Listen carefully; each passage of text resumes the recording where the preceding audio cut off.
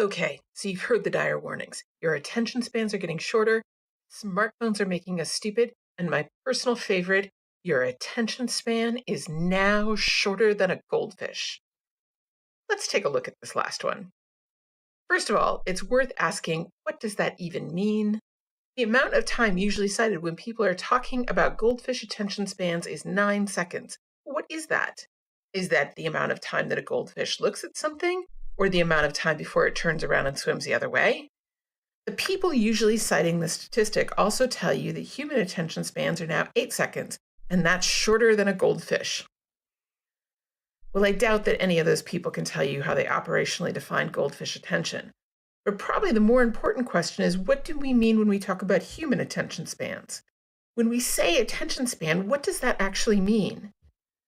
The Merriam-Webster definition says attention span is the length of time for which a person is able to concentrate mentally on a particular activity. That sounds pretty good. But is that the amount of time until a stray thought crosses your mind? Or is it the amount of time until it becomes kind of hard to focus? Or is it the amount of time until you're completely checked out and you have no record of what's going on at all? The concept of average attention span is pretty much meaningless unless we think about the context in which people are paying attention. People can pay attention for hours and hours if they're binge watching their favorite TV show, but may only have 10 minutes of sustained attention if they're trying to do their taxes. So why do people believe this myth? A number of people have tried to figure this out, and as near as any of us can tell, the original information came from a website called Statistic Brain, which reported that the average human attention span had gone from 12 seconds in the year 2000 down to 8.25 seconds in the year 2013, which is now lower than the 9 seconds for goldfish attention span. Unfortunately, Statistic Brain has never offered any legitimate sources for any of this information. They listed some references on the page, but none of them actually had that specific information in it.